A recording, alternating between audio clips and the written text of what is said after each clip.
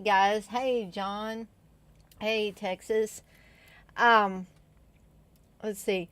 Yes, Doom Asylum is a better movie than you would expect. I mean, I'm going to get more into it here in a little bit because I was going to cover Drive-In Massacre first, but now I think I'll just go ahead and cover Doom Asylum, and then we'll talk about Drive-In Massacre. Um,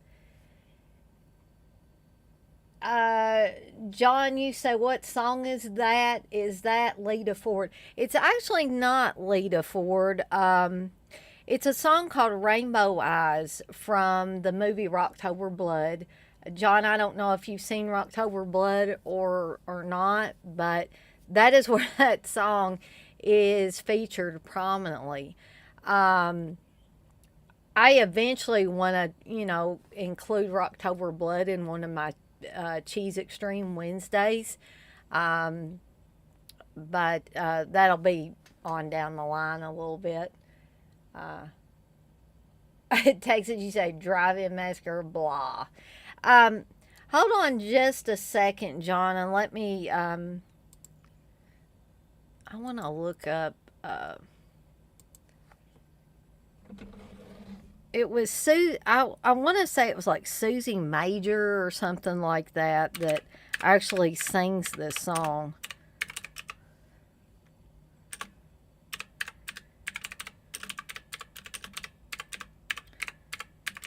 But I could be wrong. I just want to. Actually, Susie Rose Major.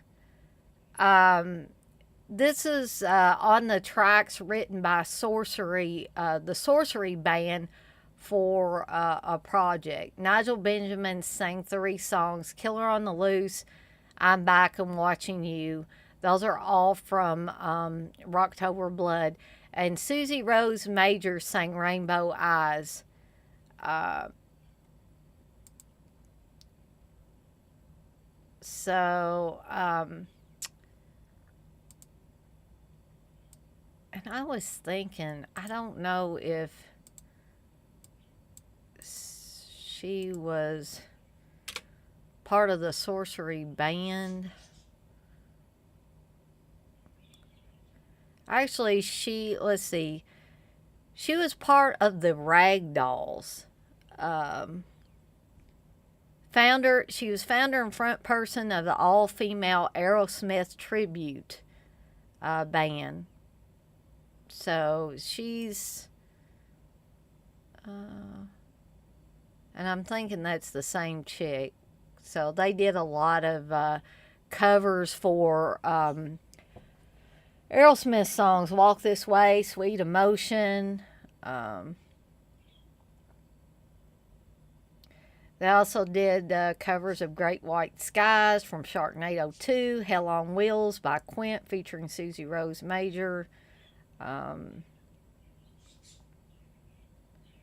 yeah, there's several things. If you want to look her up on SoundCloud, you can probably listen to several songs. But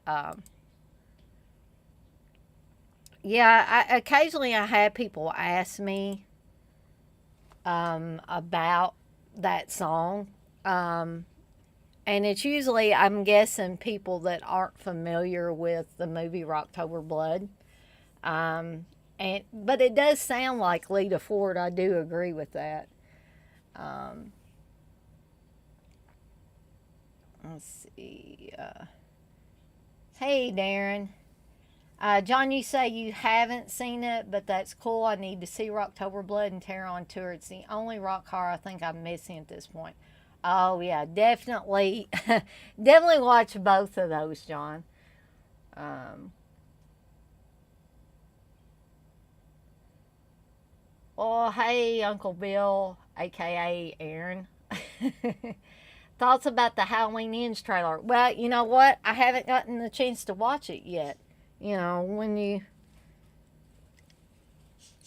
I'm sorry I'm eating, but I was feeling a little weak before the stream started, so I've got a broccoli salad here that I'm eating on. So If y'all can just bear with me a little bit. Also, I am super, super hot, which probably caused my blood sugar to. And I don't mean like sexy hot, I mean like heat hot. Um, and that's probably caused me to sweat a lot and caused my blood sugar to go down. But unfortunately, our air conditioner is on the fritz. And so it's not cooling the way it should. So they were going to try to get to us this evening, but I don't think they're going to make it because, it's after 8 o'clock now. I don't think they're going to come out now. So I guess we're going to have to wait until tomorrow morning to get it fixed. So I'm hoping and praying it's not anything super expensive. But yeah, I've been working from home, Aaron, but I still haven't had a chance to see that Halloween Ends trailer. Do you think I need to watch it? Is it even worth watching? Darren, you say, the new Halloween trailer looks better than Kills, but time will tell. John, you say, yeah, I'm waiting to see. I heard it's compared to Christine, which is odd, but I fear it'd be a wild twist or something. That is odd.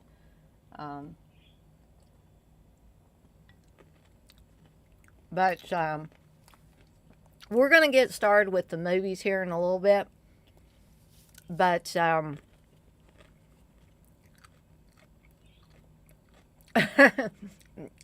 you say Halloween Kills is not a high bar to set, though. Before I get started with the movies, I did want to show off a new sticker that is now available on my Etsy shop, the Morbid Beauty Boutique.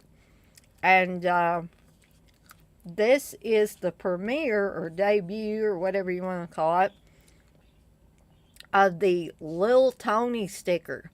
And you may not be able to see that writing in red over to the side, but basically it says, "Are you going to be a butthole this weekend, or are you going to let me drink?" Which is got to be one of the most classic lines ever. And so I ended up putting it on a sticker. And I have clear stickers and also matte stickers. So if you're thinking about maybe putting one on glass or something, like a pint glass or, another glass that's actually made out of glass, you might want to go with the clear ones. The matte ones,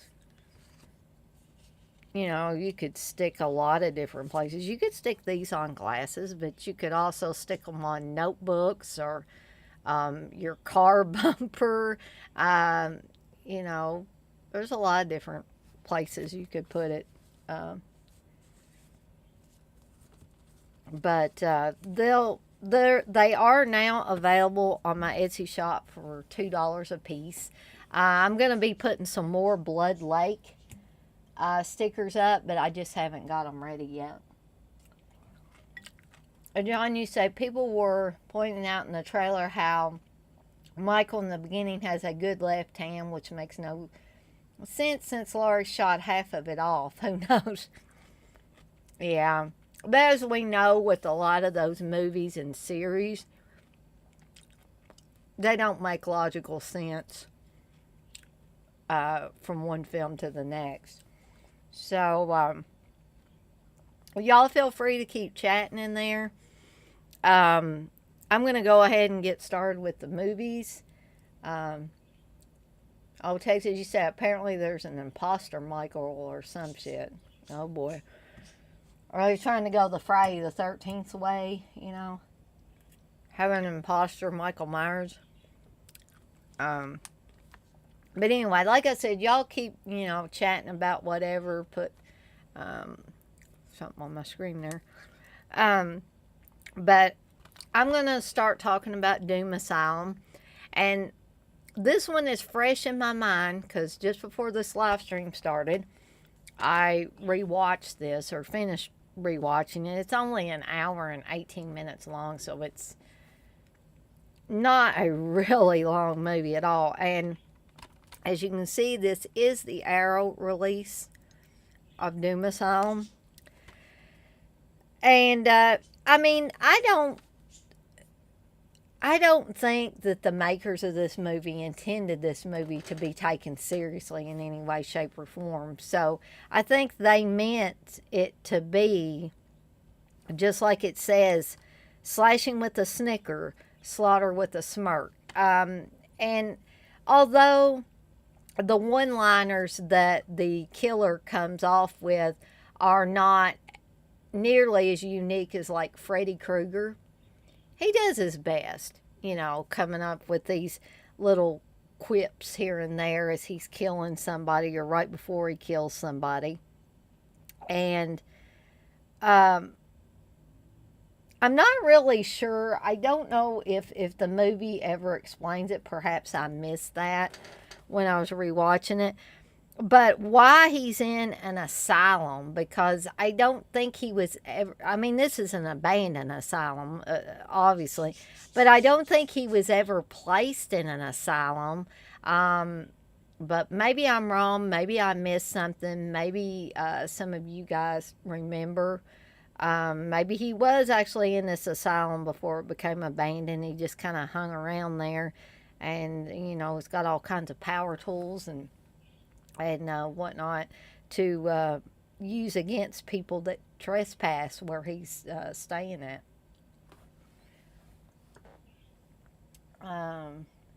Texas, you say, Dana, make a Bob sticker that says, "Goddamn Bob, por favor." John, you say, yeah, see, I'm wondering if that's what the Christine thing means. Maybe someone copycatting. Yeah, I guess that could be a possibility, John. Um, so, to start off, I'm going to read the plot synopsis from the back of the Blu-ray here. If you thought that Sex in the City 2 was a stomach churner, you ain't seen nothing yet. Long before playing one of Carrie Bradshaw's best gal pals, actress Kristen Davis found herself up against an altogether different kind of horror in 1987's Doom Asylum, a riotous mix of gore, gags, and goth girl groups galore. When a group of horny teens, and I don't know if I would call them horny teens. I don't even think they're smart enough in this movie to be horny, except for the one guy, the black guy. He might be considered horny, but the others, I don't know. It's just kind of, I don't know if they have the brains enough to even know if they were horny. So I'm guessing that's up to interpretation. So they wind up on the grounds of a creepy abandoned asylum. They think they found the perfect place to party. Little do they know that inside the building's crumbling walls lurks a freakishly deformed maniac. And by the way, they don't really party either. If you consider sitting out on a picnic blanket and the girls getting into their, bathing suits or two-piece bathing suits or what have you. If you call that partying, I guess, but it didn't look like partying to me. Driven to madness by the tragic loss of his fiancée, with an array of grisly surgical tools at his disposal, it's only a matter of time before the youngsters start to meet various splattery ends at the hands of the ghoulish coroner. And they call him a coroner. He was never a coroner. Before he got disfigured, he was a lawyer, like a high-profile lawyer. I mean, he might be dressed like a coroner, but he's obviously not a coroner. Helmed by director Richard Friedman, Scared Stiff, and Film of the Mall, Eric's Revenge, which I was thinking a lot about Film of the Mall, Eric's Revenge when I was watching this, because they have parallels to each other. And starring penthouse pet Patty Mullen from Frankenhooker, Doom Asylum combines outlandish gore and wisecracking villain to create one of the most wildly entertaining blood-spattered slashers of the late 80s. And Patty Mullen actually plays a dual role. She plays her mother, who gets killed early on in the film, and she plays the daughter, Kiki, and Judy was her mother's name. Um, so we start out, which is supposed to be 10 years before the main part of the movie starts. And the lawyer and Judy are, they've just come into a lot of money. They're happy. They're drinking in the car, going way too fast. And Judy is saying how she's going to send her daughter away to boarding school, and she's going to go away with the guy, and they're never going to have to worry about anything ever again. Unfortunately, he's not paying much attention while he's driving. And like I said, he's driving way, way too fast. And they end up having a terrible accident. And he, although very severely injured, he's able to make his way over to Judy. And he thinks that she might possibly be okay. And he goes to take her hand. Well, her hand is severed from her arm. And so basically, I guess the ambulance comes and gets him, and they assume he's dead because I guess he's not moving, or, doesn't have a pulse, not breathing anything. So these two coroners or autopsy guys, one guy's an intern, the other guy, I can't figure out, what is he, an LA coroner or something, because he's got sunglasses on the whole time. They're basically getting ready to cut on this guy, and he starts moving, and at first the main coroner says, oh, that's rigor mortis setting in. And then the guy sits up, then stands up, then attacks these two guys and kills them. And then I guess he proceeds to pretty much hide out in this old dilapidated asylum. So one thing I was confused about, though, I can't really pinpoint what time period. If it's supposed to be 87, and 10 years before that would be 77, but when they're talking, they don't have clothes like the 50s or the 60s, but they talk to each other like it's that time period. So I was a little bit confused by that, and they're obviously, New Jersey people, which explains the accents. But, did anybody else feel that way when they watched it, of you guys that have watched it? Did you feel kind of confused by the time period that it's supposed to be? It's obvious that 10 years later, it is the 80s, because you can tell by the clothes they're wearing, the kids are wearing, and things like that. And the other thing that kind of confused me, am I wrong? Was there really goth girl bands in 1987? I didn't think there were, but it probably wouldn't have been something I would have been listening to in 1987 anyway. Hey, Craig, we're actually talking about Doom Asylum right now. And then a little bit later, we're going to be talking about Drive-In Massacre. Darren, you say, I've not seen these two films in years, so I need a refresh.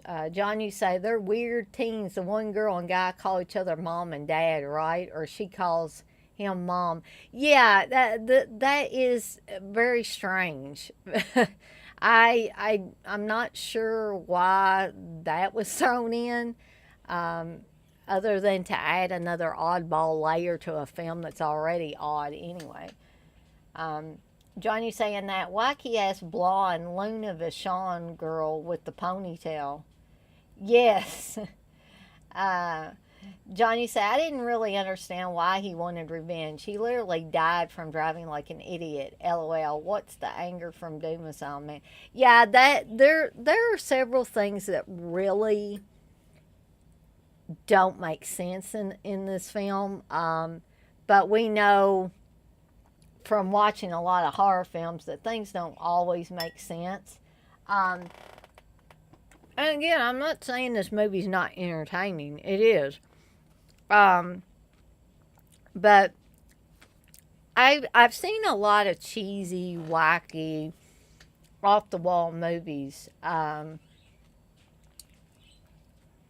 Dirk. Well, we're Dirk. I don't know if you watch it later, because I know we talked about um the consensus was that the people that were in there the night that I did the burning watch along would like me to do a watch along once a month. So, um, the one we chose for, or the guys in the chat helped me choose, um, for August is Pieces. So, we're probably going to do, I'm going to try doing Sundays because um, I just want to try something different. You know, where Steve says he's taking a sabbatical from doing his Saturday show, which means technically I could take his time slot until he starts doing them again. But um, I may still take his time slot and do something on my channel, do something different. But I think the first Sunday of each month, I'm going to do a different watch along. So the first Sunday in August, we're going to try Sundays and see how it works out. And we'll probably start about 6 p.m. Eastern time. But we're going to do Pieces. So if you want to join in on that, Dirk, I'd be glad to have you. Craig, you say, I didn't see neither, but I will now. So back to Doom Asylum, but like I said, y'all feel free to keep chatting, and I will glance at the chat as I'm going along with this.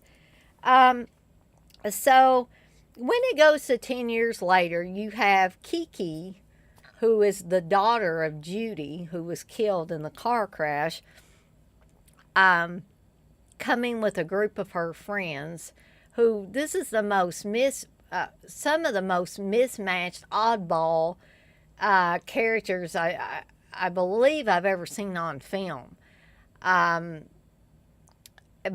there have been other films where the characters seem a little mismatched and oddball. Home Sweet Home is one where I cannot, for the life of me, figure out how these people were connected as a family, especially the mistake.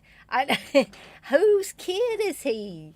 Or is he a nephew of somebody? I don't know. He just seems to be running around there, causing trouble, and everybody gets mad at him.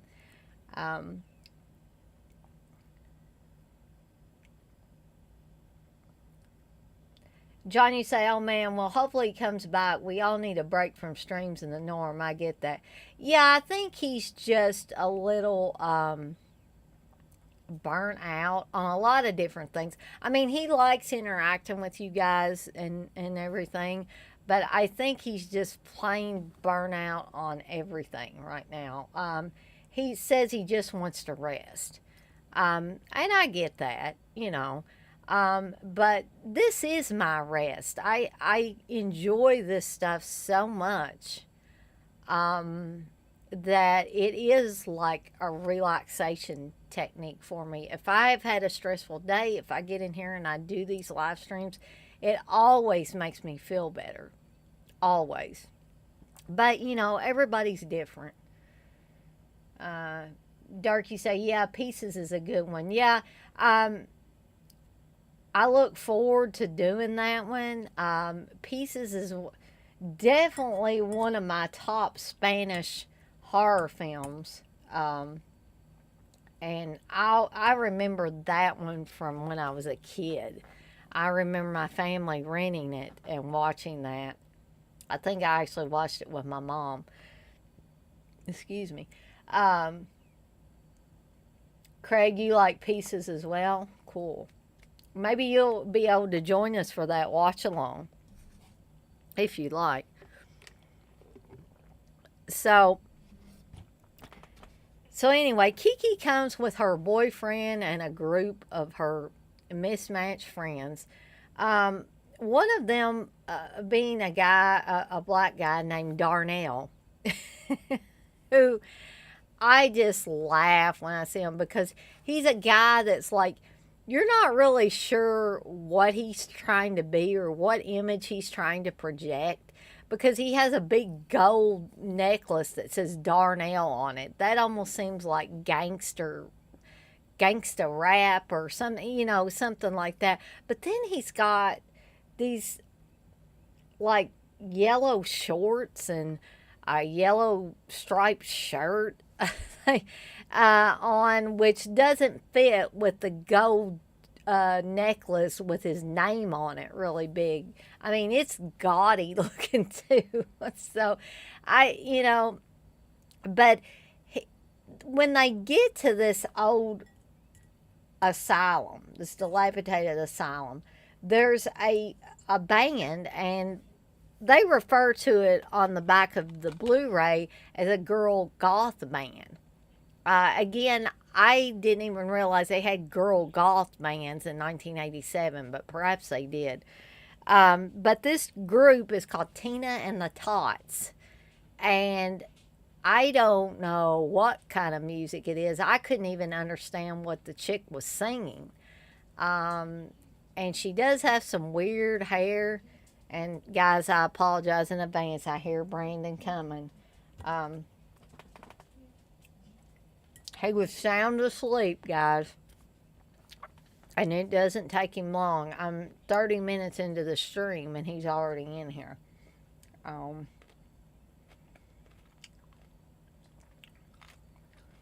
Dirk, you say, I just got through watching Zombie 3. Watching Death Warmed Up now. LOL. Dirk, I watched Death Warmed Up not very long ago because it sounded like a really cool movie. And I don't want to influence your what you think of the movie because you might like it, but I just thought it was a little slow. It was not exactly what I was expecting it to be.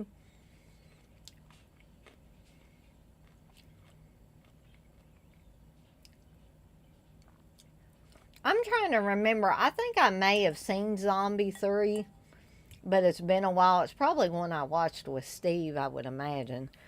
Um, so, anyway, they get there, and Tina and the Tots are having an impromptu concert in this dilapidated asylum. And I'm guessing that the kids kind of know Tina and the Tots, but they don't really like them. Darnell especially doesn't like them, and he's planning on going up to the asylum and giving them hell. And then he sees the drummer, who is a pretty black lady or black girl, and he just falls in love. And they have the most ridiculous sequence of when their eyes meet. It shows them running towards each other. Like you've seen the scene 1,000 times. People are running to each other and then they hug each other and stuff. Well, the way they're running in the scene is so off kilter and weird looking. When it shows the girl, the picture seems blurry, and I don't know if it was filmed that way on purpose or it was an accident or what, but it is the weirdest thing. So Darnell is the first one to get dispatched because he actually goes into the asylum looking for this girl. But before he can find her, the coroner, as they call him, finds him. The killer finds him and dispatches him pretty quickly. Um, but the weird thing is when he's being killed, right before he's dead, he it's like he thinks it's the girl that's killing him, and he's like, all you had to say was no thanks or no or something like that.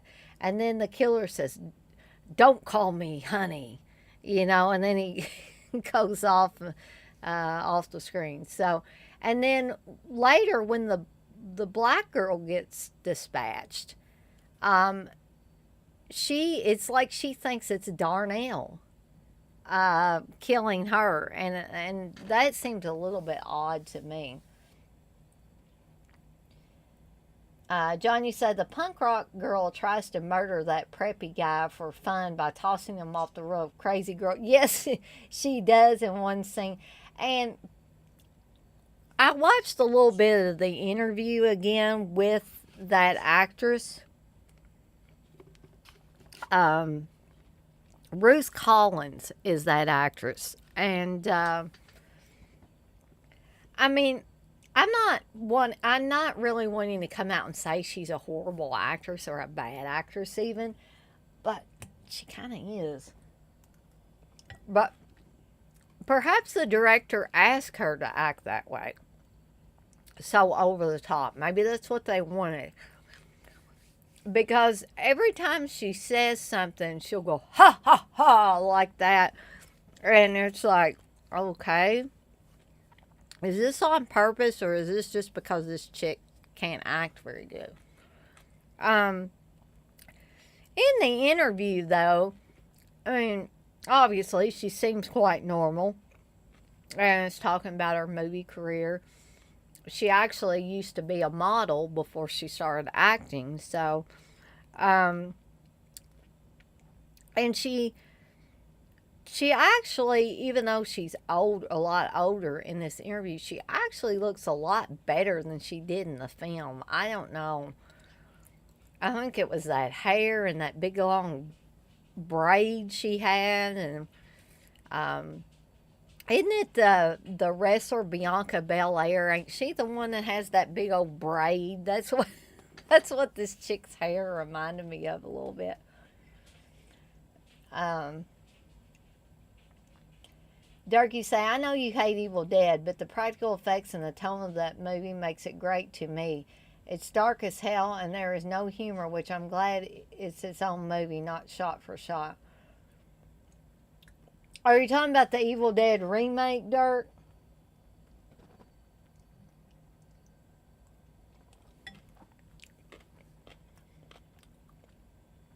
John, you say, I like the soundtrack to the Evil Dead remake a lot. I haven't seen it in a while. Darren's like me. You say, I tried to watch that Evil Dead remake again a few days back, and I only lasted 10 minutes. It's not for me. I wanted to like it.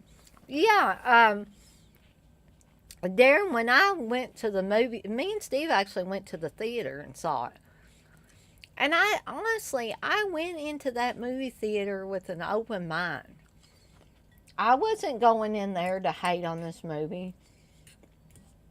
And I went in there, and for me, it was probably less than 10 minutes. I was like, who in the hell thought this was a good idea? I mean, practical effects is great. I agree with Dirk there. And it's not bad that they chose to do a movie that wasn't shot for shot. I admire that. But the thing is, to me, the movie was so radically different to the original Evil Dead. I never did like the thought that the idea that they mixed in drug addiction as kind of, it seemed like to me that the drug addiction that the one girl has is the catalyst that causes this these horrible things to happen. And I just didn't understand. I couldn't wrap my head around that. Um, and then I didn't like any of the actors or actresses in the movie. Um, I just thought that they were as pointless in a movie as wallpaper on a wall. You know what I mean? They just seem to be walking around and being obnoxious and being pains in the ass. And I couldn't find anybody to get behind. And I've said this before. If a movie is chock full of actors that nobody can I get behind, I'm not going to want to go back and ever watch that movie again. Durkee said, that's okay, Darren. There's plenty of films people love that I can't stand. Blair Witch is a big one. Can't stand it. Movies hit different for everyone. Yeah, you're right about that, Dirk. Definitely. John, you say, I know Curly won't like this, but I think the Fog remake is the worst. It's bottom of the barrel. I don't like the Fog remake either. Darren, I am so glad to hear you say that, because I honestly thought I was alone in that. But you say that drug addiction part of the plot is one of the worst decisions ever in a horror movie. So I'm not crazy then. There's other people that think that. Johnny said, now I love Blair Witch. Reminds me going to see it and going home to the woods where we lived. It's not great, but it's nostalgic. I get that too. There's the nostalgia factor for me for a lot of horror movies, especially, is very strong with a lot of them, and in some cases that's why I like these really cheesy ones, because of that nostalgia factor. It makes me feel the way I did when I was younger watching these films. Durgy say, I was in recovery from alcohol when I saw it as well. Maybe that's a big reason I enjoyed it and could relate with the demons coming for her. I could definitely see that, Dirk. Again, y'all keep chatting in there. I'm just going to go over a few more things with Doom Asylum that kind of stand out for me. The boyfriend, is he not the biggest doofus ever? I have never seen such a stupid individual in all my life. They even ask him, can't you ever make a decision? And he literally, it's like he does self-talk constantly throughout the movie. He's like, he tells Kiki, he's like, we don't have to go there if you don't want to. Or maybe we should. I don't know. Should we? Because there's a legend that bad things happen to people, and maybe we shouldn't go. And he just keeps on and on and on. And he does that for at least, I'd say, the first half of the movie. And so you've got the guy with the baseball cards, the friend with the baseball cards. Why in the hell has he got baseball cards? He looks, I know people of all ages collect baseball cards and, Magic the Gathering cards or what have you, Pokemon cards, Garbage Pail Kid cards. I could go on and on with that. But the way this guy is acting about these baseball cards seems like the way a 12-year-old would act over baseball cards. Because when Tina and the Tots are throwing, they fill condoms up with water and throw them at the group of kids that are, just basically sitting around and talking and stuff. Water splashes on this guy's baseball cards, and you'd think he was an 11, 12-year-old kid who you've just splashed stuff on his baseball card collection, and he's like, oh, they're wet. How am I going to get them dry? And then his Wade Boggs card ends up getting caught in the wind, and he follows it up to the asylum. And again, this whole scene is like what a 11 or 12-year-old boy would be doing, maybe possibly a little younger than that, following his damn baseball card, and then he gets dispatched with a drill to the head. Um, so there's just so there is so much wackiness in this movie. I could go on for probably an hour, but I won't, about the wacky, off the wall. I mean, from how these people interact with each other. Then there's for instance, there's another girl in the group who just constantly spouts psychological mumbo jumbo. And they say that both of her parents are psychiatrists. But it's like she's always so technical in the things that she um, says. And it doesn't seem natural that she would be talking this way. Um, so, like I said, none of the characters really seem normal by any stretch of the imagination. And again, this may have been what the director wanted out of this. Maybe he wanted this to be all crazy and mixed up and people meshed together that it doesn't seem like they would be friends. Um, and throwing in the girl band. Um, yeah, it seemed like more like thrash metal or something like that. What they were singing, um, or even if they were singing. Um, Darren, you say it's good to disagree, Dirk. Makes for good conversation. It definitely does, Darren, because I've said this probably a million times that if everybody was the same, the world would be a very boring place. John, you say, I think the drug angle was their way of saying she was susceptible to the Deadites more, and maybe like she was on something versus possessed. Silly reasoning, but that's my guess. No, that's a very good guess or a very good theory, John. Um, I just found myself not being able to get behind that particular angle, and maybe that's just me. Uh,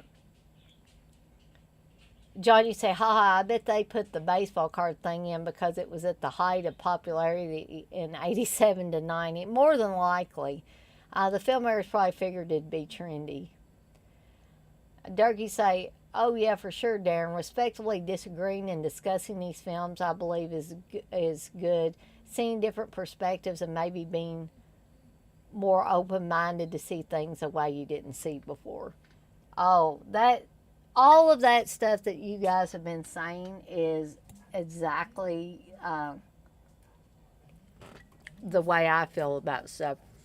Now, I've said before that I kind of rib CK and Uncle Bill, and they rib me about stuff. Um, but that doesn't mean that we can't have friendly disagreements. That's what we're doing. We're kind of picking at each other, but it's all in good fun, all in good humor. Nobody gets bent out of shape about it at all.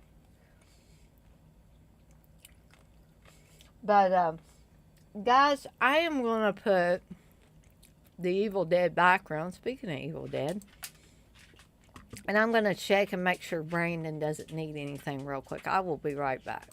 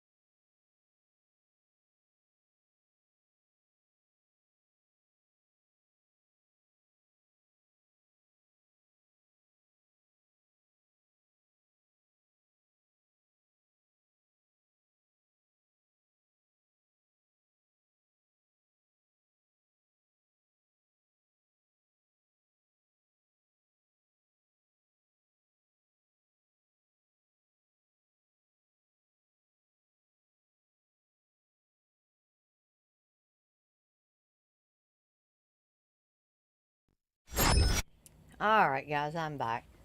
But I think I hear something. It's either Brandon coming back or it's Reggie.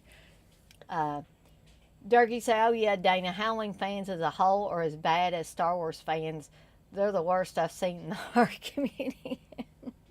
Yeah, unfortunately, you run across that a little bit.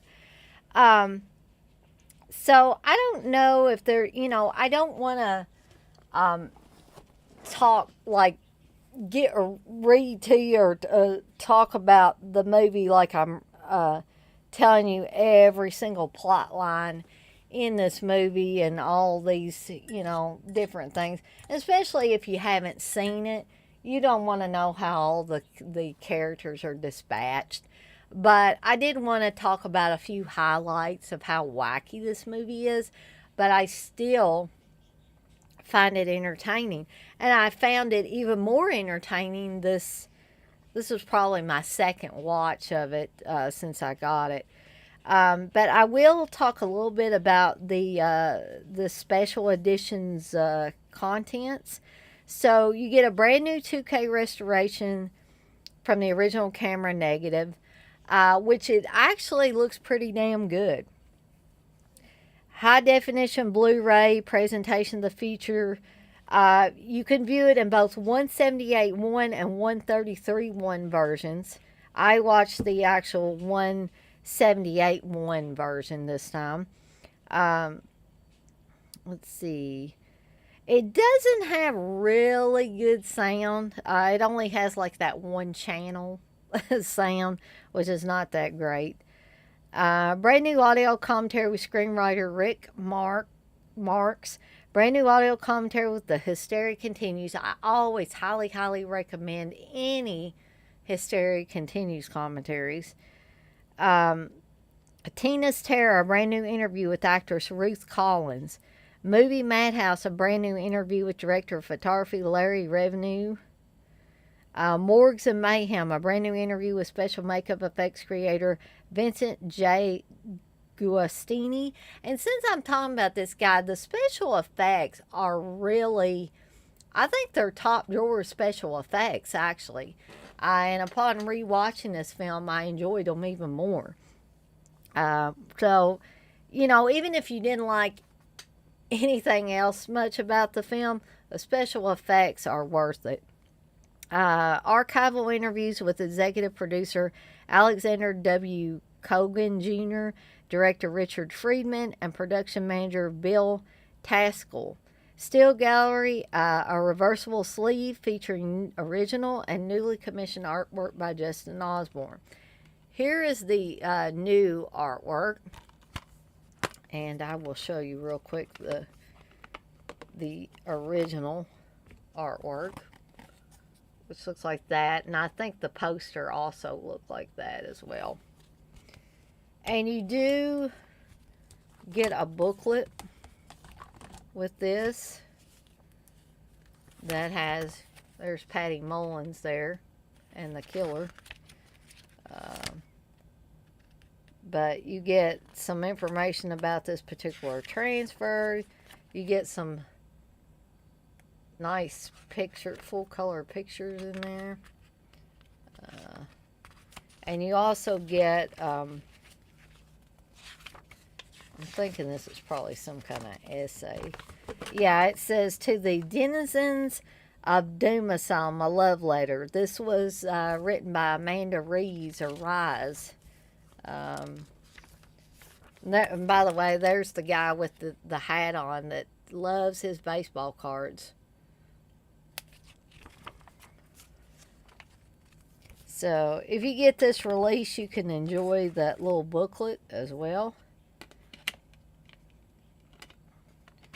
Now, before I move on to the next movie, I'm going to get caught up in the chat here. And there my light went off again. Let's see.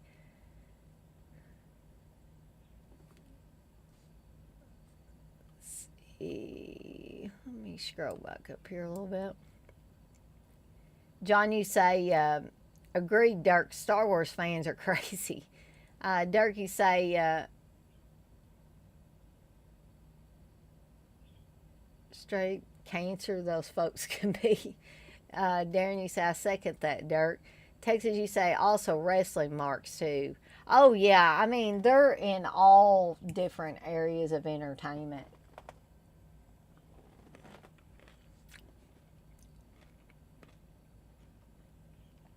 Darren, you say, if you disagree on a Halloween film on Facebook, be prepared for death threats, etc. I'm not kidding either, LOL. Well, I never want to raise the ire of one of these people on Facebook.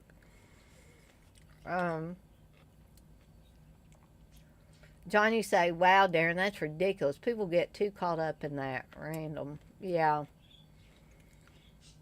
John, you say, I do hate how nowadays the Gen Z horror generation hates criticism. I'm in a group where if you call something bad, you're called a hater. Yeah, I hear that a whole lot nowadays, John.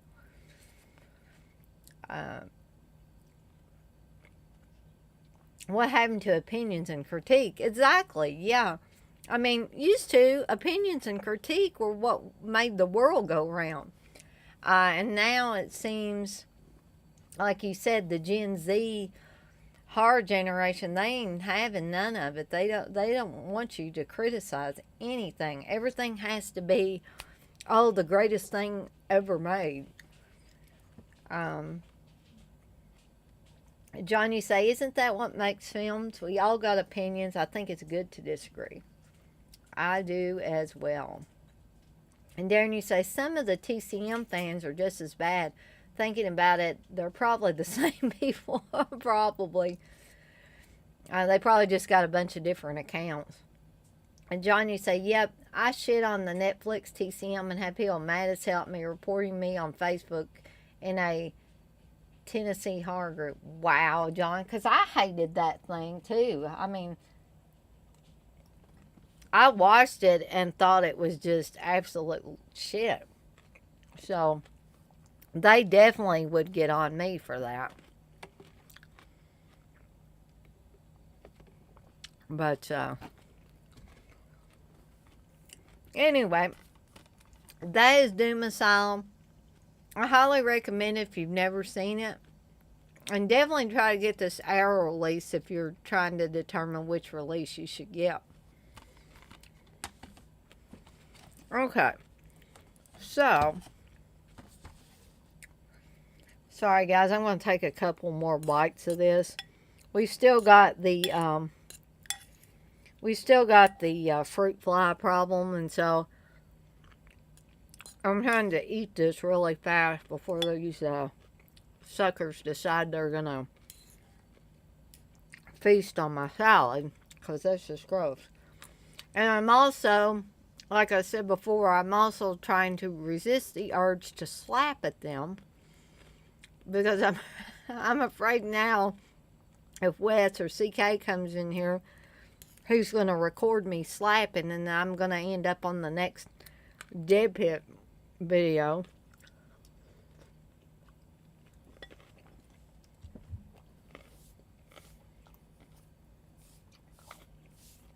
Because these fruit flies were kind of bad to begin with, but now with our air conditioner not working properly, it's really muggy in here, and it's making them 10 times worse.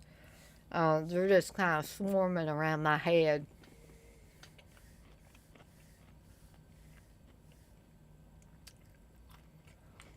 John, you say it's the same reason these young kids see an A24 movie and think it's the best movie ever. Exactly. But you know what's weird about that? You brought up A24. Unfortunately, it's not just the kids. People like Steve likes some of that stuff. And he gets so angry with me because he says I don't give it a chance. And I'm like, Steve, I've watched some of this stuff already. And it's shit to me. I don't like it. I don't have any interest in watching it. It's not like I'm just sitting here and never watched one of these films and just saying, I hate it, you know. No, I've given them a chance and they're absolute shit. So why would I continue to watch them?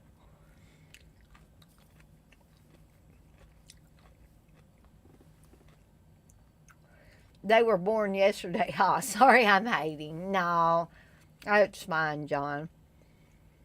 Danny said, we're going to get 3 months straight now of people talking about Halloween on YouTube. Is it me or is it boring? Well, I just say it this way, Darren. If they're going to talk about this new shit that's coming out, yeah, that gets boring really quickly. Really quickly. If they want to talk a little bit about the 1978 Halloween, and I don't mean go overboard with it, then I say, go for it, you know. Just, you know, you can go ahead and do that. But when people get on there and they go overboard with it, and then, like you guys were saying, they want to call somebody a hater just because somebody else doesn't like a movie they like. It's like, why are you hating on it? I'm just so sick of hearing that. Or I'll say, don't be a hater. You know, it's like, I'm not being a hater. I'm just saying what I like and I don't like.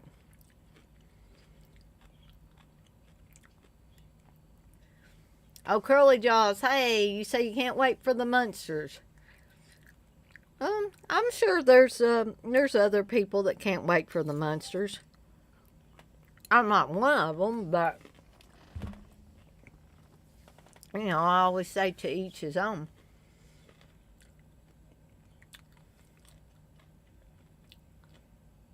Darren, you said the Munsters trailer is bad, but isn't that the point? It could be. I mean, it very well could be.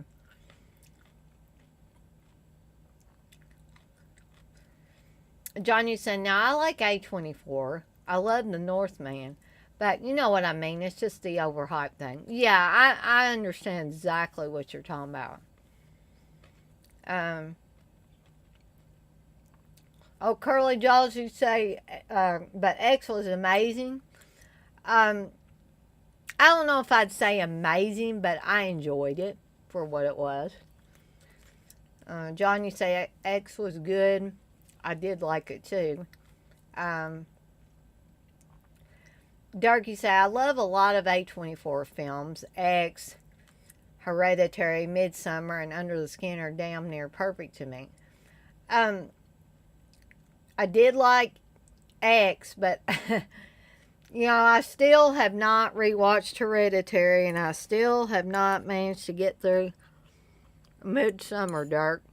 I know, shame on me. But, hold on, guys. I'm going to put this bowl away so these flies will leave me alone.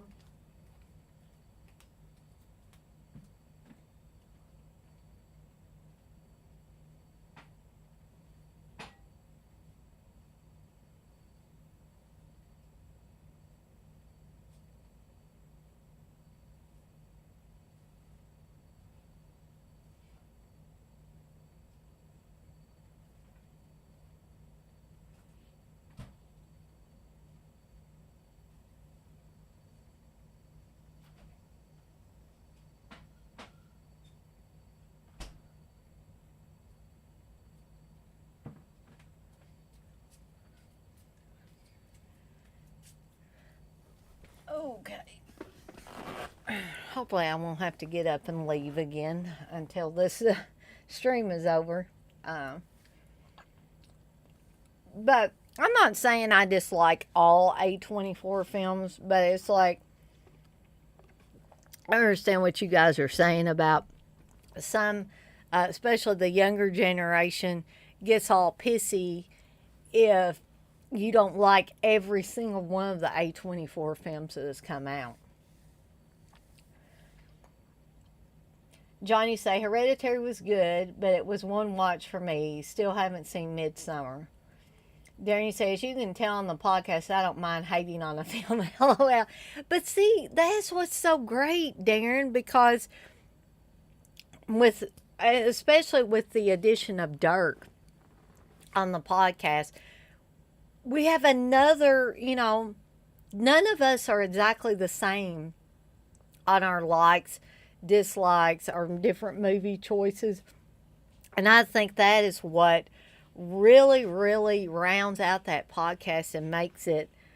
I mean, I'm not just saying this because I'm on it, but I'm just saying I think it makes it something unique. It's not just people, kissing every filmmaker's ass that for every movie that's ever been made. We have our own opinions. We're not like pre-programmed robots to spit out stuff just to get people to listen to the show or for any kind of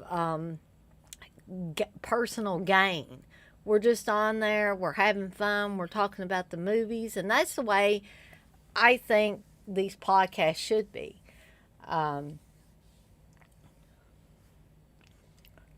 Let's see. I don't want to miss y'all's chats over here.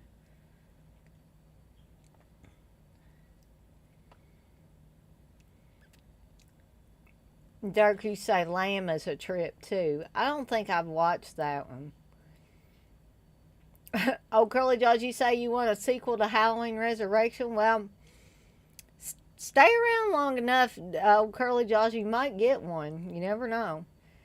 Dirk, you say I would take A24 over Blumhouse the past 10 years anyway. Oh yeah. If I was stuck on a deserted island and somebody told me you can only watch A24 films or Blumhouse films, I would definitely choose the A24 films. Hi, Reggie. Reggie's coming over here. He wants to say hello. Don't you, Reg? Oh, he's going to get up here. You going to say hello to everybody? Huh? You want to say hello? Come on up here. Say hello. Now, he's right about here, but he's not getting up there. I hope you feel okay, buddy. I talk to my dogs just like they're people. X-Ray, hey X-Ray. You said the only thing cringe about A24 is the fan base. They're almost Marvel levels annoying, but I dislike brand worship in general. Yes, me too, X-Ray. And I understand what you said about the fan base for A24. I understand that well. Darren, you say Halloween ended with H2O for me, and there's only 8 Friday the 13th after Manhattan. I don't bother. John, you say agreed, X-Ray. The movies are mostly solid, but yeah, it's the fan base, especially the younger ones who watch it, but can't tell you any film pre-1990. Exactly. I used to work with a girl, my original library job back home. I used to work with a girl who pretty much said that she would not watch any horror movie pre-1990. So,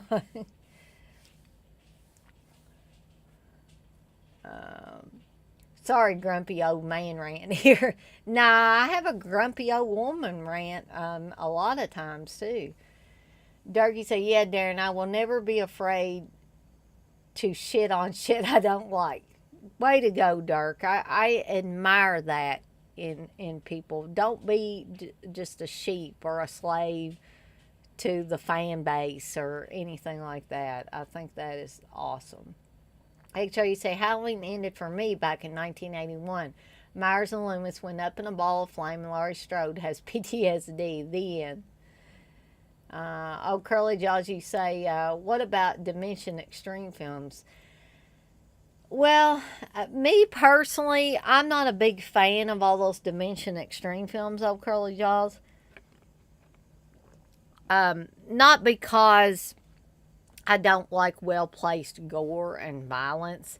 But I think a lot of, in my personal opinion, a lot of those films just went way, way overboard with stuff, and it had the craziest shit in it. And it just, most of those films were just not my cup of tea, to be honest. Dougie said, thanks, Dana. I appreciate that. Agree, everyone is a different walk of life on your occult for sure. Different tastes, different interests. That's what makes it great.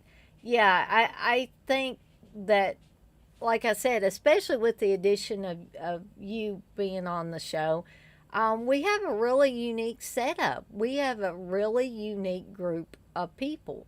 I mean, even me and Darren don't agree 100% on everything, and I think that's awesome.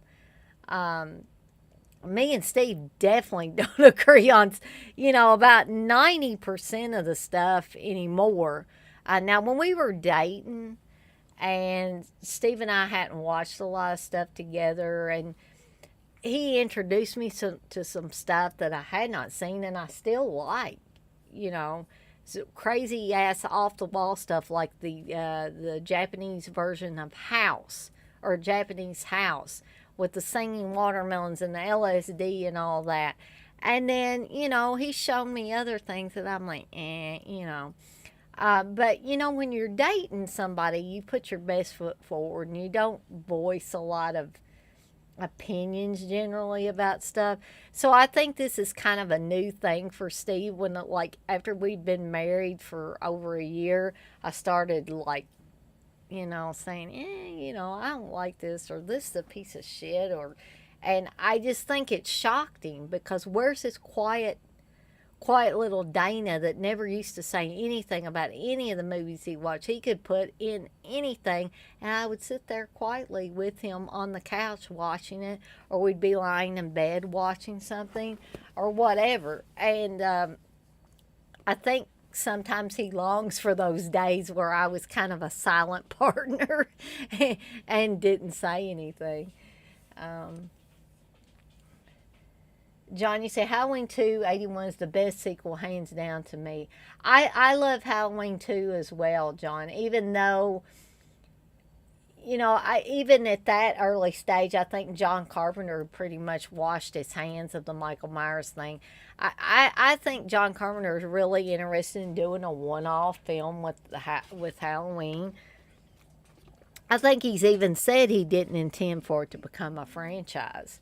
So, and guys, I hope I don't have to get up again here, but Brandon's back behind me whining again. Um, Dare you say I agree, X-Ray? X-Ray, you say, Dana, you see the Monsters trailer yet? If not, we need a live reaction. Come on. I can't say that I've watched it yet, X-Ray, but maybe I'll get up the courage here soon to watch it.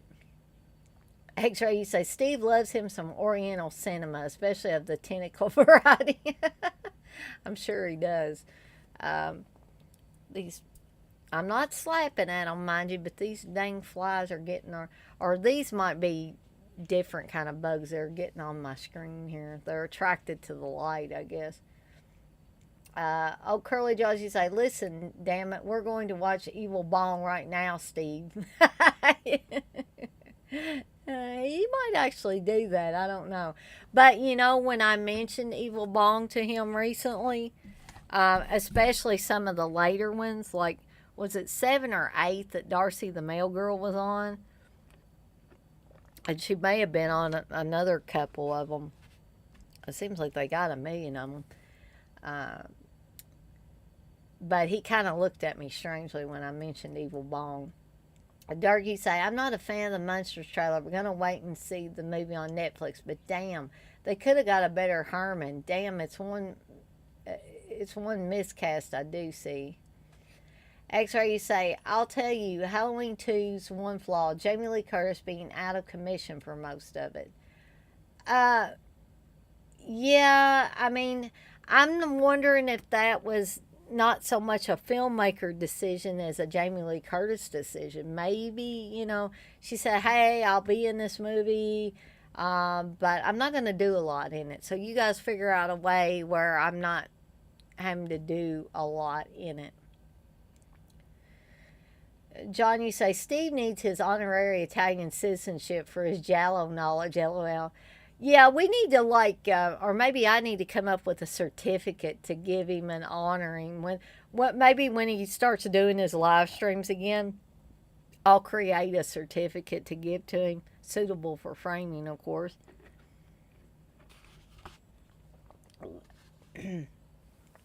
Dougie said, I love Halloween 81 better than 78. Controversial, I know. LOL.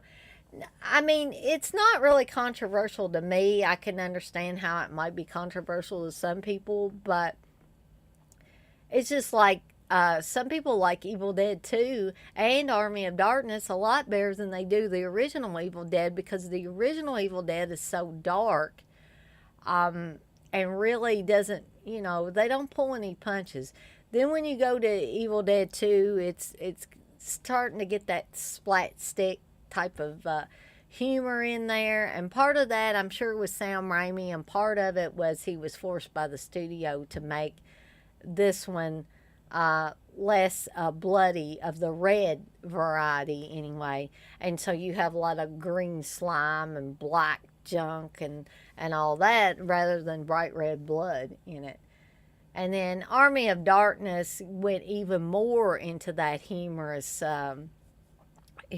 area as well.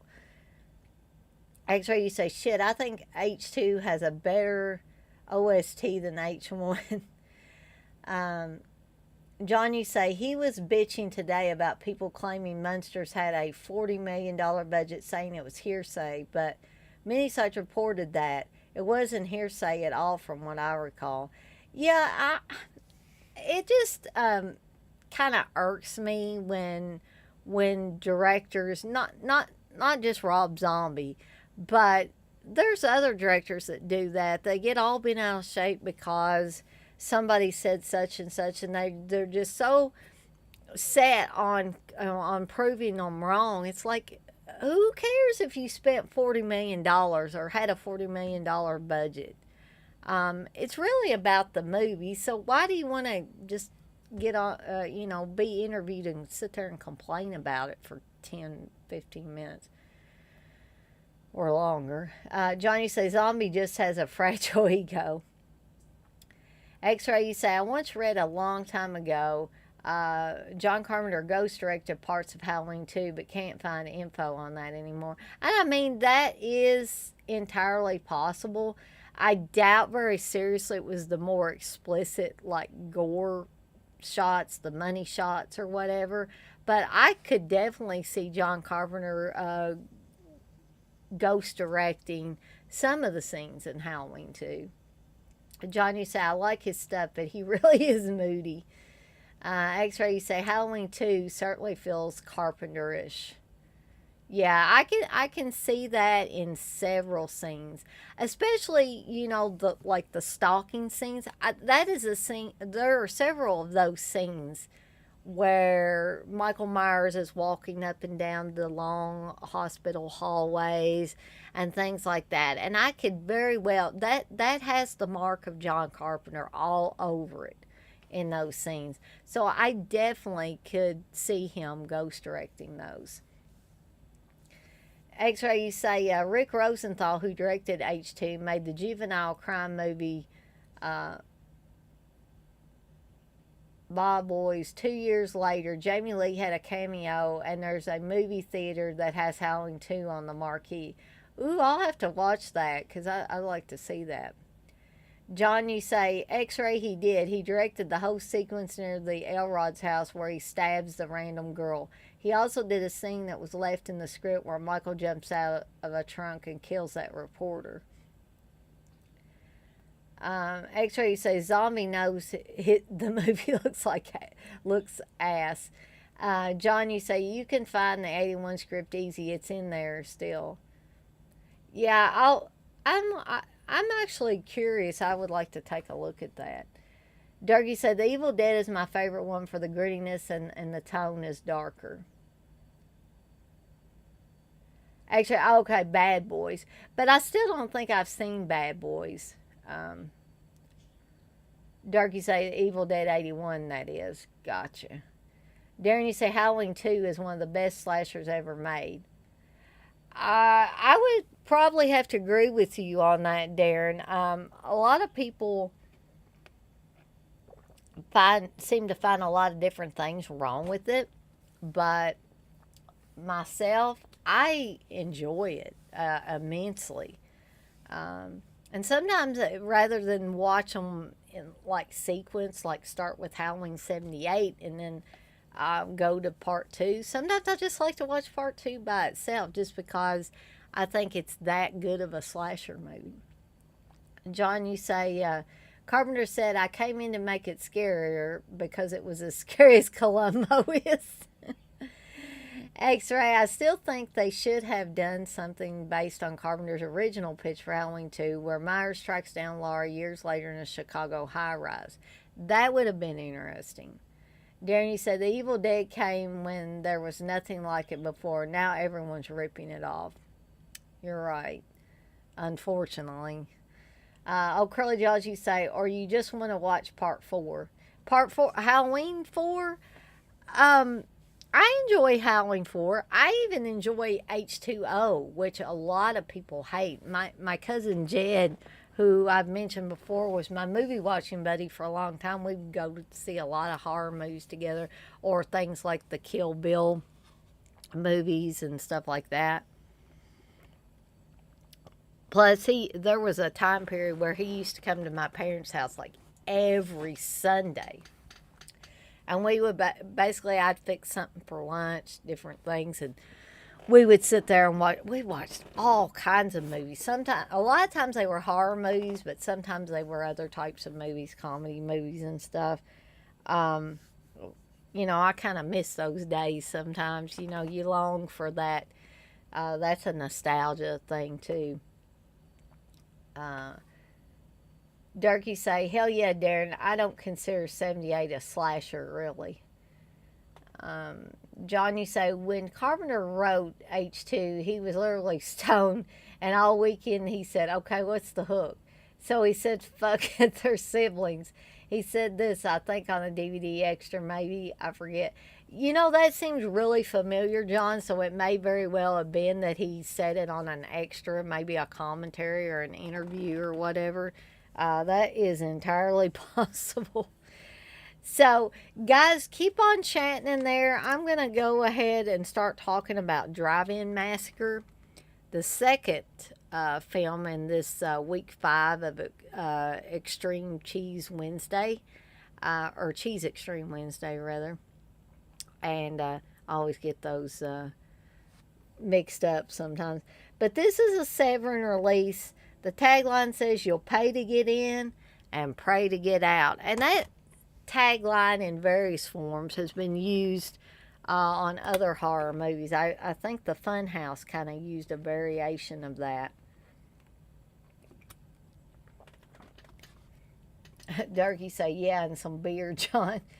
And Darren, you say, I have trouble calling Nightmare on Elm Street films slashers. Maybe that's just me. No, I think... they very well could be called something other than a slasher. Mainly because Freddy Krueger is able to jump in and out of dreams at will. He does have the blades for fingers on the glove and everything, and that is slashing. But it's a little bit, has a unique twist in that you have a character who was badly burned and thought dead, but now there's a supernatural element in there where he is able to jump in and out of these teenagers' dreams and kill them in their dreams. And then, of course, they die in real life. So, I'll read a little bit about the plot of Drive-In Massacre. The sleazy 70s slasher classic, restored and remastered for the first time ever, And actually, some of the scenes do look much better than like old VHS, especially, or DVD copies as well. It was one of the few true slasher movies to predate Halloween and Friday the 13th. Now, I don't know if I would go that far with that, but and it remains the closest you'll ever come to an actual seedy 70s driving experience. Now, I do agree with that. It's a hot summer night in Southern California, and the local passion pit is packed with patrons. And when a sword wielding psycho begins carving up customers, it'll unspool a grubby cavalcade of creepy carnies, peeping perverts, graphic decapitations, and an ending you have to see and hear to believe. John F. Goff stars in this, and I think he worked on the screenplay as well. He was actually in The Fog with Buck Flower. They were actually the two fishermen that get dispatched by the ghost near the beginning of The Fog. So if you don't remember seeing them, I'd urge you to go back and at least watch the beginning of The Fog to see him and Buck Flower. Bruce Campbell from Love Camp 7 and co-writer George Buck Flower, Back to the Future. I had forgotten he was on Back to the Future, actually. Starring this nasty slab of 70s sleaze directed by adult film and episodic television veteran. That is so funny. Adult film and episodic television veteran Stu Siegel, who did Insatiable. Now packed with all new special features and restored from the original camera negative, recently discovered in the ruins of the Skyview Drive-In Movie Theater near Oxnard. So, MondoExploito.com said, grim, bloody, and incredibly entertaining. Theaterofguts.com said, grimy and dirty, 70s exploitation nirvana. And, you know, I would definitely agree with those two quotes. You know, I don't always agree with the quotes that people attribute to movies, because I think nowadays a lot of times people just want to get more hits to their website, or more listens on their podcast, more watches on their live stream, whatever. If they praise a movie, even if they know it's shit, they praise it just so they can get their quote on the back, on the back of a DVD or Blu-ray or 4K cover. So, but I think these people that did this for Drive-In Massacre, I don't think they were really doing, I don't feel like they were doing it for any personal gain. Let's see. I want to take a breather here and look at Durkee say, yeah, I agree, Darren. It's more like a ghost demon type flick. Durkee say, I used to think Freddy was a slasher when I was young, but the franchise is a mess and don't follow its own rules. Darren, you say, first saw Drive-In Massacre on one of those crappy 50 packs. I did end up getting the 88 Films Blu-ray. Yeah, I didn't get the 88 Films Blu-ray, but I did get the Severn release. Dirk, you say Dream Demon, I guess, is more accurate. John, you say Carpenter was going to do H2O, but Miramax cheaped out and wouldn't pay him $10 million. Stupid. So they got Steve Miner and pulled that fast one on Jamie Lee about the no-kill Michael Claus. And Darren, you say, yes, Dirk, those nightmare films are all over the place. John, you say, I think she discussed that at Horror Hound when y'all went. I think at least. Yeah, she may have. Come to think of it, John. Darren, you say, Bad Dreams is a really good Freddy ripoff. I love Bad Dreams, and if I haven't talked about it, I'd like to talk about it at some point, because it's a movie that I've always had a fondness for. That's another one that I remember fondly from my video store rental days. So, yeah, I would definitely want to have a deeper discussion about it. Even if I've talked about it briefly on another stream, I like to have a more in depth discussion about it. Um, John, you say you like Bad Dreams, and Darren, you say you need to see it. Oh, yeah, definitely. I think you would enjoy it, Darren. So, why do I think Drive-In Massacre is cheesy? I mean, because some of the characters are just so off the wall. There's a character in it who used to be a carny guy. He used to be in a carnival, and he says in the movie that he lost all his teeth or lost some of his teeth biting the heads off of chickens in the carnival. That Mr. Van Heusen, who had the carnival previously and then closed the carnival down and opened up the drive-in, was a great swordsman. You know, he could do great tricks with swords, and he had shown Gormy, or Jeremy, as he says, his friends call him Jeremy. His name's actually Gormy, but he says his friends call him Jeremy. But anyway, so Mr. Van Heusen showed Jeremy how, you know, his trade with the swords and stuff.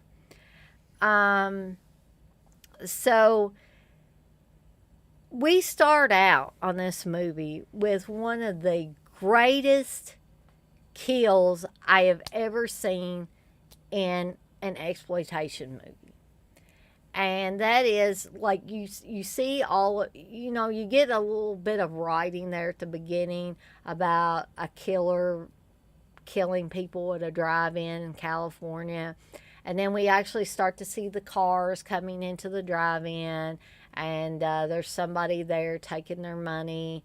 Then they go and park, and it is an actual drive-in, and it has the speakers, you know, where you have to lean out and get the speaker and bring it into your car, or bring, you know, hook it like on your window or whatever it is you do. Now, when me and Steve go to the Georgetown drive-in, Steve usually pulls the speaker actually into the car and kind of sets it on the dash. Now, I don't know if you could do that a long time ago. I don't know if maybe the cords were shorter then or whatever. But anyway, you can also, you know, dial in on a particular radio station that's announced and hear the dialogue from the movie. I remember a funny story I'll tell you real quick. As I've said before, my parents used to go to a lot of drive-in movies, especially when they were dating. And then when my brother and I were younger, they went to several. But Dad was always used to the speakers, you know, the speakers on the pole. And so then one year, this was the year that they got rid of the speakers, and you had to dial into the radio station. So Dad said he drove around the drive-in for a few minutes looking for speakers. There were no speakers. And then a guy finally told him, you got to dial into this radio station. So that just goes to show you what a shock it was for some drive-in moviegoers when some drive-ins got rid of their speakers, and actually went whole hog with the whole dialing into a certain radio station to hear the dialogue for the movie. Let's see. Durgy say Dreamscape is a good one too. I saw it the same night as Nightmare on Elm Street. Oh, that's cool that you watched both of those the same night. Durkey say Bad Dreams is good. I totally agree. I think I may have seen Dreamscape, but it has been a long while since I've watched it. So, back to this great kill scene at the beginning of Drive-In Massacre. So, you see all the cars coming in, and there's one particular couple that they focus on who are going to soon be married and moving into their own house, and the woman wants to get pregnant at the drive-in. Um, I've never really, I mean, I'm sure there have been many pregnancies, many children that were conceived at a drive-in, but I just never, heard anybody in real life specifically say that they wanted to make a baby at the drive-in, and I never heard it in a movie other than this movie. Um, the woman is actually Janice Blythe, I think, who actually played Ruby in The Hills Have Eyes, the original Wes Craven classic Hills Have Eyes. She's got really short hair in this, so you might not recognize her, but it is her. So she is, really wanting to, get down to business, so to speak. And all of a sudden, this is one of those wacky things that always makes me laugh in this movie. Normally a guy, you say the word sex. You don't even have to say the word sex. You insinuate that you would like to have sex, and the guy's all over that and all over you for that matter. And they'd be all ready to hop in the back seat. Well, this guy, instead of like, ooh, let's go, he notices the movie playing, and he's all of a sudden all interested in the movie. He's got to listen to the first part of the movie, and then he says he'll do anything she wants. So it's almost the reverse. Usually the guy's begging for sex. This time the woman is begging for sex, and the guy's wanting to do something else first.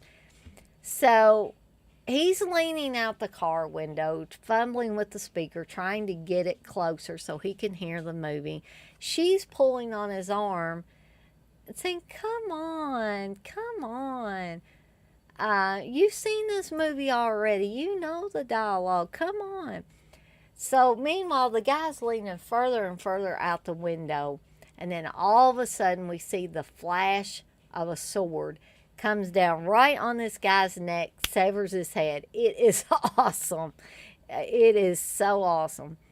And then the woman is still pulling on him, going, Alan, come on, come on. So then she leans out farther enough to see that he's missing a head. And she screams, and then she doesn't get too far when the sword goes through her neck. And then she falls out of the car and lands like this. And this is the classic image that was used on a lot of movie posters and probably the VHS cover and all that. Dare you say, we've never had drive-in screens here. Strange considering we copy you Americans with everything. Wow, that's wild, Darren. That there's never been a drive-in in the UK. That is so wild. That blows my mind, really.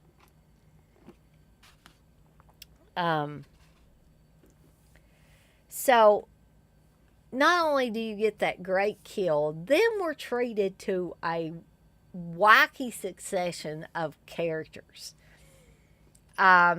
We get introduced to Austin Johnson, who is, as the cops, when they're talking about him, one of the cops says, he's what you'd call a perfect asshole. And then these two cops, one of who is John Goff, go to talk to Austin Johnson about the murder that happened at the drive-in the previous night. And the guy is pretty much an asshole. And if you watch the special features, the guy had already passed away by the time they did these special features. I think he passed away many years ago. But they said that he was basically, in real life, a lot like that character of Austin Johnson, which is kind of strange to me. But they talk like he was a really good friend of theirs, and They really liked him a lot, but that his personality was a lot like Austin Johnson's in the movie. So Austin Johnson just basically doesn't like anybody. He doesn't like Jeremy. He thinks he's, a half wit, a moron, um, and really would like to get rid of him. Jeremy basically picks up the trash around the place, that guides people with a flashlight about where to park at the drive-in, and not he's not really security, but he says he watches out for guys like one of the featured guys who's pretty much a pervert. He goes creeping around the cars trying to see if some people are, kissing, necking, having sex. Hopefully, he's hoping he'll see that. So he kind of goes around, creeps around, peering into people's cars when they're not paying attention. So he becomes a suspect early on, the pervert guy, and the cops actually visit him at his house, and they end up arresting him because he runs from the cops. I don't really. Well, yeah, he had a bloody rag in his car, and the cops wanted to look in his car, and he said it was I accidentally hit a dog on my way home from work or whatever, and the cops don't believe him. Of course, I mean, there's just been at least two, maybe three murders at this drive-in, and this guy is always there when these murders happen, and so of course he's prime suspect number one. So the guy takes off running. The cop gets to him, basically tackles him, and they take him in. But then it does turn out that they have to let the guy go because the blood on the rag did turn out to be animal blood and not human blood. So, let's see. Hold on, guys. I promise that I won't be gone too long, but I'm going to check on Brandon.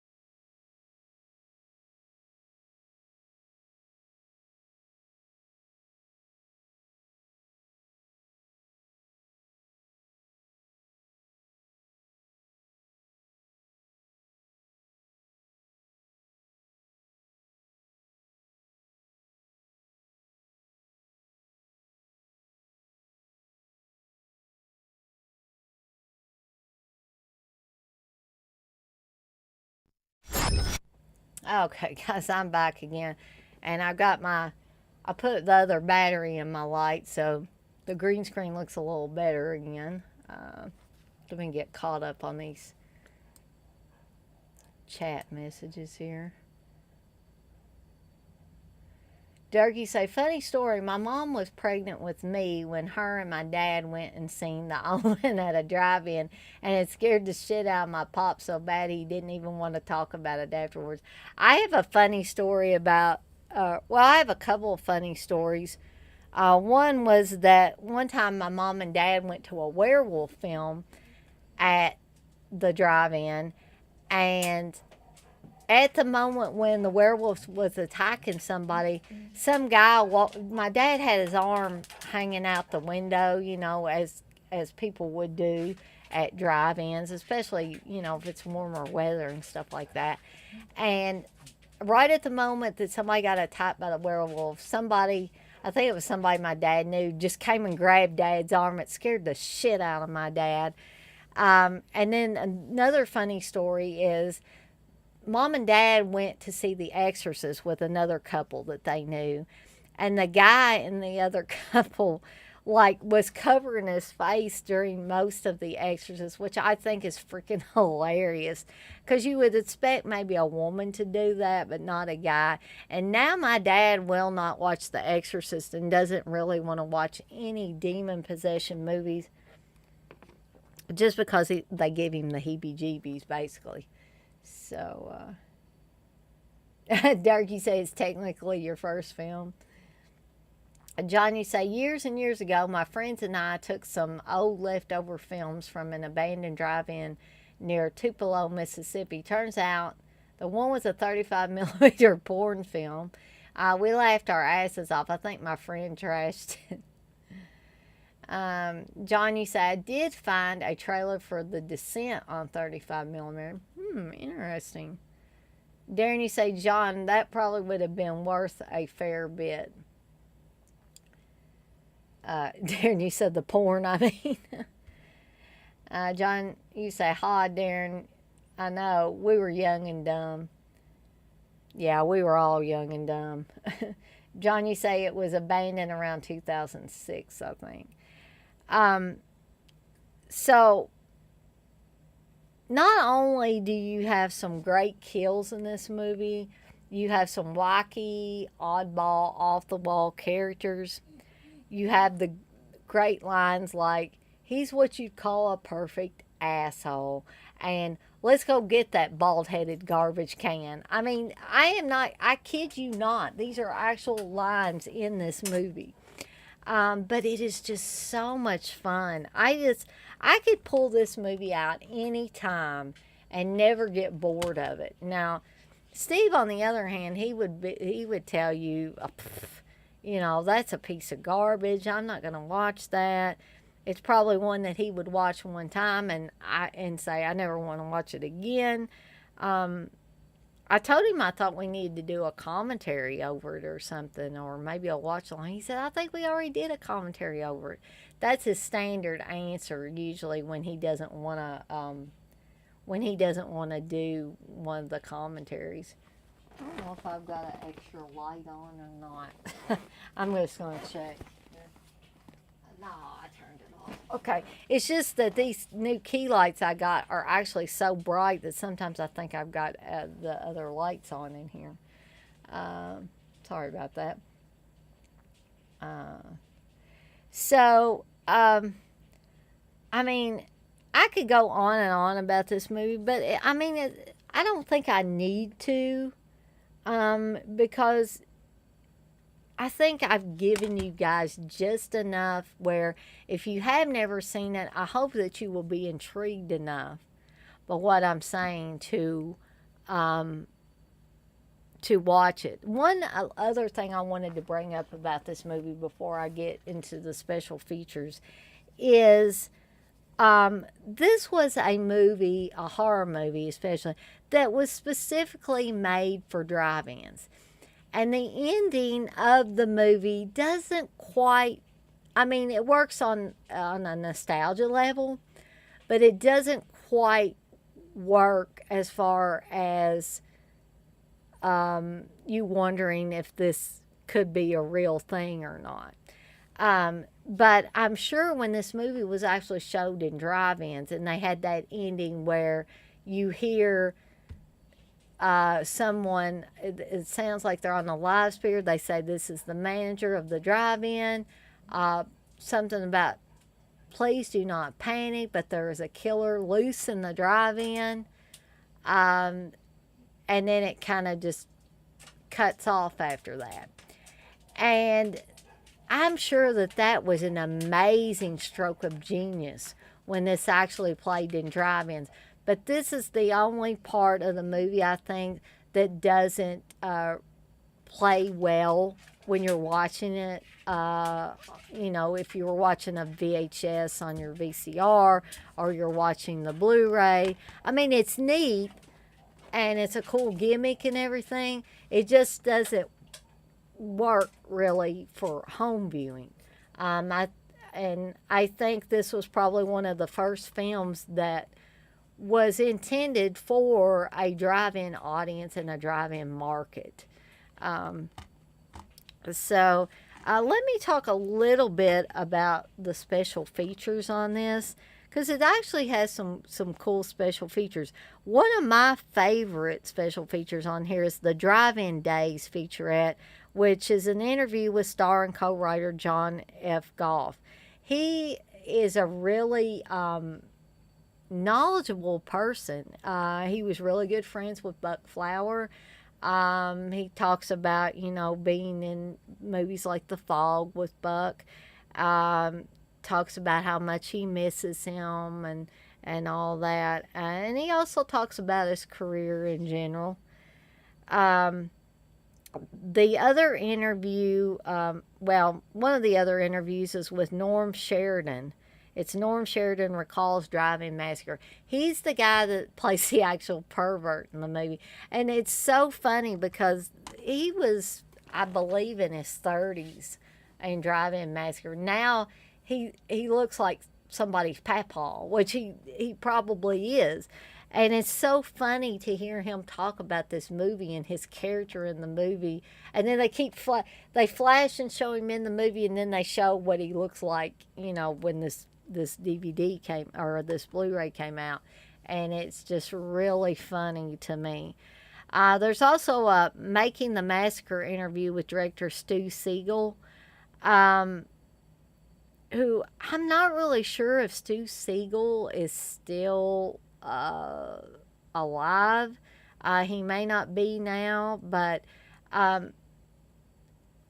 his interview was good, but I did not like it nearly as well as the one with John Goff and the one with Norm Sheridan. I thought those were a little bit more entertaining. There's also audio commentary with director Stu Siegel, and a theatrical trailer on this. Now, the audio, the video probably looks as good as this movie is ever going to look. And it looks quite good in some scenes. But the audio is only English 2.0, so it's just so-so. The movie came out in 1976. It came out the year I was born, so it's as old as I am now. And it's only 74 minutes long. So if you're wanting to watch a short, gritty exploitation film, then this will definitely fit the bill for you. I think you guys in here in the chat will enjoy it if you haven't seen it. And I think it would definitely be worth a rewatch for those of you that haven't watched it in a while. But like I said, I can watch this one anytime.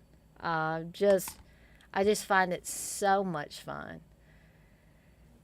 Let's see. Texas, you say, I can't believe I actually agree with Steve. Oh, man. I'll have to tell Steve that, Texas. He's asleep right now, but, and by the way, you know how I said the air conditioner was on the fritz? It is now officially down to 78 degrees in here from like 86 it was earlier. So I'm getting a little bit of relief, but that is having the air conditioning way down. And Steve doesn't like that, but I don't think he wants to sweat to death tonight either. So we got to do something. I mean, actually, when I called the air conditioning people, they actually told me to turn the air off, um, and run the fan only, because they said if the AC was frozen or freezing up, then if they got here, like I think they thought they might possibly get here this evening. I wasn't so sure that they would, and it turned out they didn't. But she basically told me if it was frozen, they couldn't work on it. Now, I'm not an air conditioning tech, so I don't know the ins and outs of all of that. So I turned the air off. But our thermostat is one of those Nest smart thermostats or learning thermostats. And this particular model doesn't have where we can just run the fan unless the thermostat is running. So if you turn the AC off at the thermostat, you're not going to be able to run the fan, unfortunately. So it got unbearably hot in here. I couldn't breathe. So by the time Steve got home, after a little while, Steve was like, let's turn on that air. I said, well, they told us if it was frozen up when they got here, then they wouldn't be able to do anything. Now, again, I don't know how true that is, but he said, well, we can turn it back off, like, and given enough time to, like, unfreeze or whatever. I don't really think it's freezing up. I think if I'm hoping that it's like dirty coals. Like there's two coals. There's an evaporation coal and there's a condenser coal. And the evaporation one's on the inside of the unit, the inside unit. The condenser coal's on the outside unit. So, not that you guys need to know that, but Durkee say, no offense, Dana, but I'm still trying to wrap my head around how you love Terror on Tour but hate Hereditary. I don't know, Dirk. I really can't explain it. I mean, everybody annoys me in Hereditary. I'm not making fun of how that poor little girl looks or anything, but just that whole family is super annoying. I hate them all. I want them all to be wiped off the face of the earth within that film. I wouldn't want the real people to be wiped off the face of the earth. I mean, they just seem like whiny ass crybabies. And it's like, even when there's not, severe things going on, they sit around and they whine and carry on, and they're just very, they don't even seem like a family. They seem like they hate each other. And so maybe I'm reading more into it than I need to. I don't know. But it's okay, Dirk. I definitely don't take offense at that. So, I have finished discussing the two movies that I was planning on discussing tonight. And I wanted to let you guys know that are in here that next Wednesday, I plan on covering Final Exam and one of CK's favorites, The Forest. So you guys can look forward to that next Wednesday. I dare you say I didn't bother with Hereditary after all the hype. Maybe one day. And maybe one day I will get up the courage enough to watch it again. And then get up the strength and the courage to finish watching Midsummer. But before I get off here, I could probably give it a few more minutes because it's not quite 10 yet.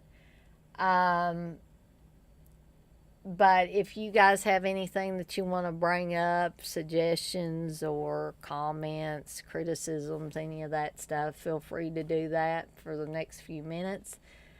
And then I probably am going to have to get off here and try to get some rest, and maybe Brandon, bless his heart, will settle down. John, you say I went through hell with our AC in 2020. It was leaking and had it replaced. But yeah, if it's freezing, best leave it off. It may just need Freon charge. Yeah, I'm not exactly sure that ours is freezing, um, but we're gonna run it tonight.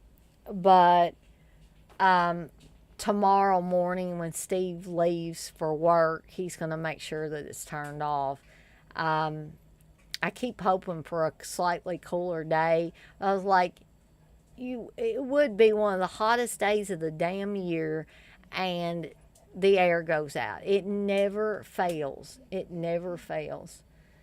Um, Johnny said those AC guys are the worst because they can't wait to say, well, we can't do anything now, maybe next week, and it's a lot of money. Well, I'm just hoping it's not a part that they have to order because I don't know how long it's going to be hellishly hot around here. Uh, and I don't want to be waiting 2 weeks for a damn part. And then that said part's going to cost us a lot of money on top of that. Uh, Durkee say, oh, Darren, you're doing yourself a disservice. It's in my top 5. Um, Darren, and I'm not being a hater. I'm not. But I don't understand that either. Um, I don't understand how he can like The Forest, but not really care for Madman. He doesn't like Terror on Tour, and I mean even though Don Edmonds didn't direct Home Sweet Home, he had something to do with it, and he likes that film, but he doesn't like Terror on Tour. And of course, him and Uncle Bill will be the first to say, well, Don Edmonds hated that film too, meaning Terror on Tour. But yeah, that's just one of those little, I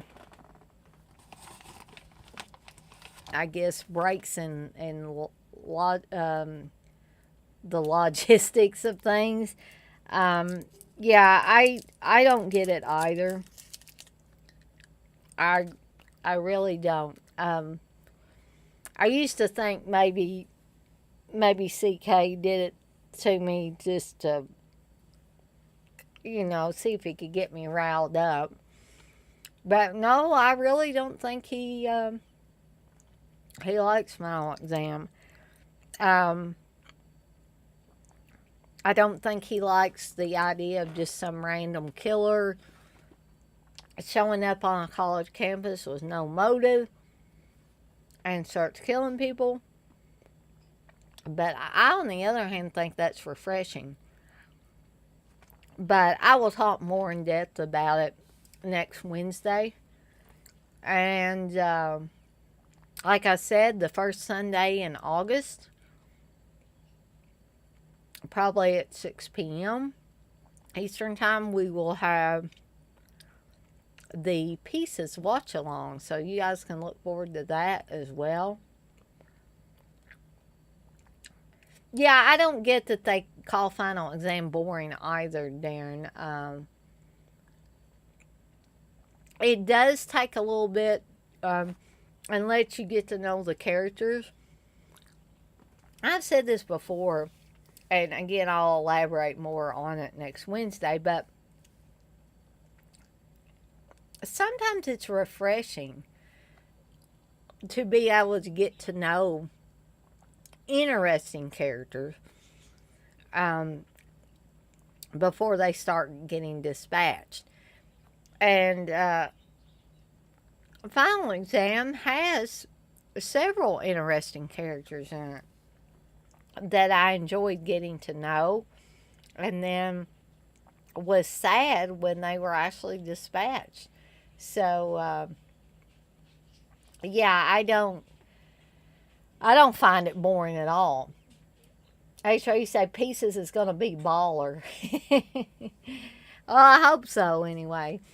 I enjoyed The Burning. I actually enjoyed, I didn't know if I was going to enjoy it being, the sole person that was running this watch along.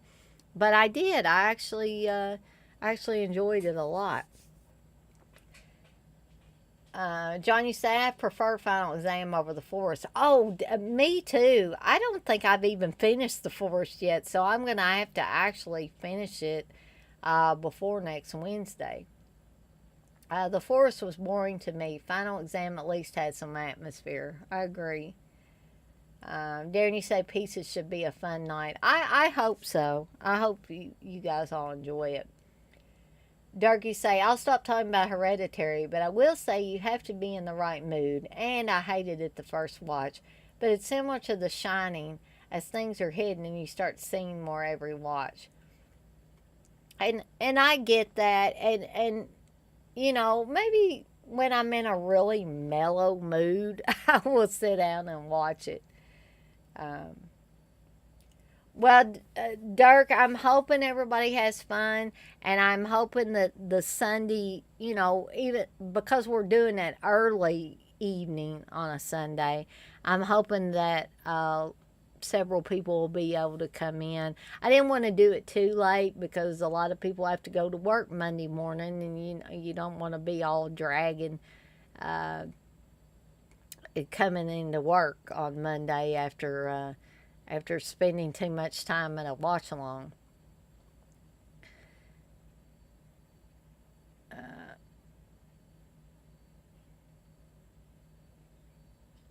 Texas, you say, CK said the Dead Pit movie sucks, so why name the show after it? You would probably have to ask CK. I was not really under the impression that he named it after the movie per se, but I could be wrong. You would probably have to ask him for sure on that. But hold on, guys. I think Reggie wants back in finally. Come on, Reggie.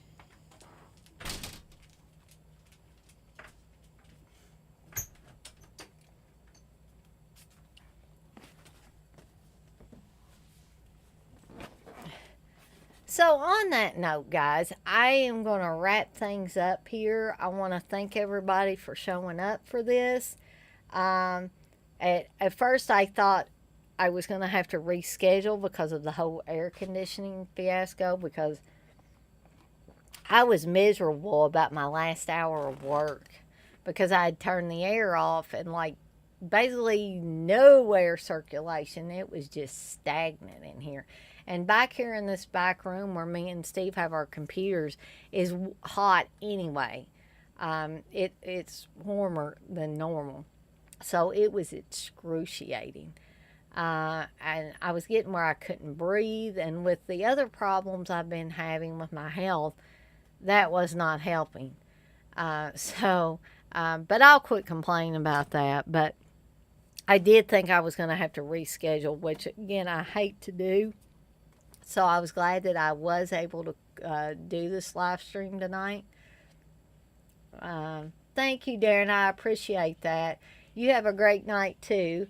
And on that note, I am going to skedaddle on out of here, guys. And I will see everybody on the flip side.